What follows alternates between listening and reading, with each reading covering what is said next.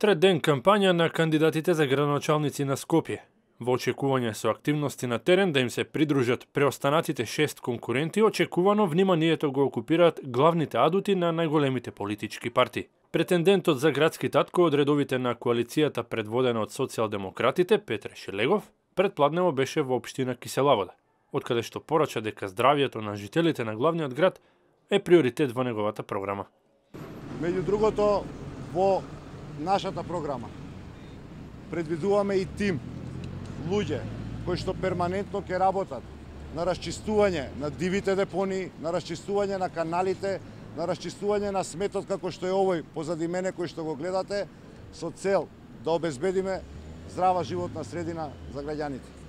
Овдека во Киселавода ќе започне ревитализацијата на планината Водно. Од овде ќе започнеме и ќе ја сопреме дивата сеча на шумата, ќе го ревитализираме секој оштетен дел. Од овде во Киселавода ќе започнеме со изградба на пречистителните станици и колектори со цел да ја подобриме животната средина. Во трката за четвртиот последовен градоначалнички мандат, трет во низа во престолнината, кандидатот на ВМРО ДПМН и коалицијата Гоце Трајановски влегува од позиција на актуелен градски татко. Со тоа може да се пофали со туку што реализирани и со проекти во најава. Еден од нив е новата улица Есенинова, која ќе овозможи сообраќајно поврзување меѓу општините Аеродром и Киселавода. Овој проект ќе чини 1 милион евра или 60 милиони денари.